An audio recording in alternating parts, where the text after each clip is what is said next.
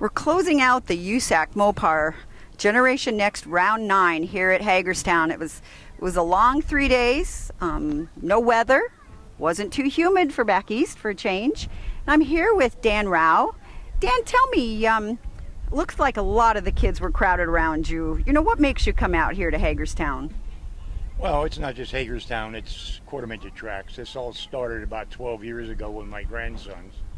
And 12 years later, it still impresses me how these kids drive these race cars, and when they get out of them, they don't stay much higher than the roll cage. Anybody that thinks it's easy to get in one of these cars and keep your foot in the throttle through the turns and make the passes when you're 5, 6, 7, 8 years old, you know, that have never been in a race car. These kids are, whether male or female, they're doing a tremendous job driving this, and along with driving the race cars, they're learning a lot of life lessons.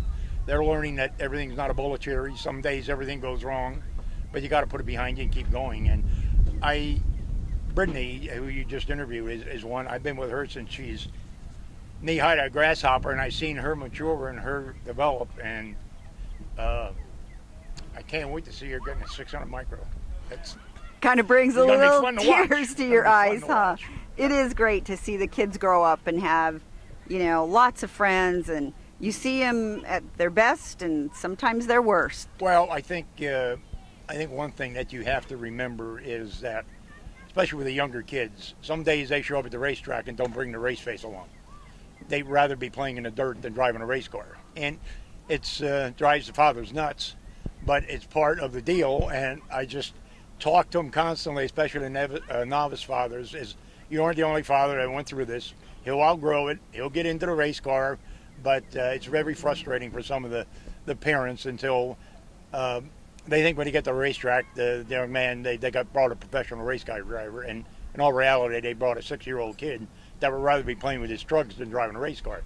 But it's just amazes me over the years to just watch how these young people develop into full-fledged racers, and a lot of them I've seen move into the bigger cars, moved out of quarter midgets into micro sprint cars, modifieds, and you can always tell when you have a rookie coming into a big car division that never drove a race car before, and then you can tell when you get a quarter midget racer, and you can tell that they've had experience behind that wheel, no matter what kind of car they move up to. It moves up with them. The experience and knowledge they gain in quarter midgets moves up with them into the big car ranks. So you really do think this is a great training ground for the kids then? Absolutely. Not only for racing purposes, but for life. The life lessons you will learn here. You're going to get some calls that go against you don't like, but life is not a bowl of cherries. You're going to learn the older you get. It's not a perfect world, and they're learning life lessons here very early, and it's only going to benefit them as they grow older and move on and mature in life. But there's a lot to be learned here, and just a camaraderie too between the racers. Somebody has a problem, they're all there to help them. It's the racing fraternity, and you know, the racing fraternity is not like the real world. They'll help each other. That's totally true. So how long does it take you to get down here? Where do you live? I live in Allentown, Pennsylvania, which is about 2.5-hour trip from Allentown down here to Hagerstown. Do you come down to Hagerstown very often? Maybe 2 or 3 times a year. The problem is in this area here, we call it the Region 2, but in this tri-state area here, there's probably from my shop in a 50-mile radius, I think there's 13 racetracks. Wow. So to everybody wants you coming to their racetrack, and I can't get to every racetrack every week, so I try and get to all of them a couple times a year, but to come on a regular basis, I have to spread it out a little bit. So in your heart of hearts, you love the kids, you love the families, and you know, you've been doing this for how long, did you say? Well, I've been involved with quarter midgets for 12 years. I've raced something all my life. I've had a 55 Chevy Seagasser when I was 15 years old in high school. And then came back from the service, and we built a top fuel dragster.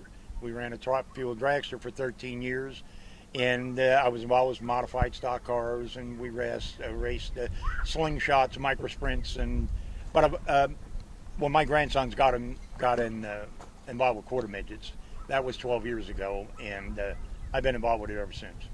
What kind of advice can you give rookie parents then when they come out? Patience. Patience is a virtue. Okay, You're going to need it. You're going to need it. That sounds great, Dan. The only other thing that I can give them is that they're going to have to find out what works for them on their own. What I've seen a lot of novice parents running around asking everybody in the pits, what gear should I put on, what chassis setup should I use, and quite honestly, every car, every driver, it's a little different. So you just got to have the patience, take the time to find out what works for you on your car and your driver, with your driver, and you're going to be ahead of the game rather than trying to put somebody else's setup on your car that probably will not work. So it's pretty important to tell our rookie parents that it's important to have a team, to work with your driver. Work with them, work with them, work with them. And again, absolutely correct, but again, the patience comes into it. You know, you don't have a professional race car driver here. You got a young kid, and some pick it up like a duck takes the water, and others it takes a while. But the bottom line is, it isn't something that driver is going to wake up one morning and all of a sudden he's going to be a star behind that wheel. It's something that he has to do by seat time. You see a lot of the Formula One champions driving in NASCAR, and they can't drive a stock car, but they can win a world championship. And it's seat time. It's a whole different venue of racing, a whole different feel of the car. And again, it's the best thing I can do to tell, the best advice is patience, and get the child out on the racetrack in a race car and get them seat time. That sounds great. I thank you a lot for giving us this interview as we close out the day here at the USAC Mopar Generation Next Round 9 at Hagerstown. And will we see you at any more races this year, Dan? Oh yeah. I'm definitely coming to Eldora because Brittany's going to try to do that three-peat again.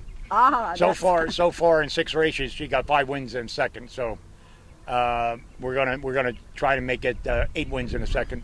That sounds awesome. Eldora. That sounds awesome. Then we will see you at Eldora. Okay. Thank you. You're welcome.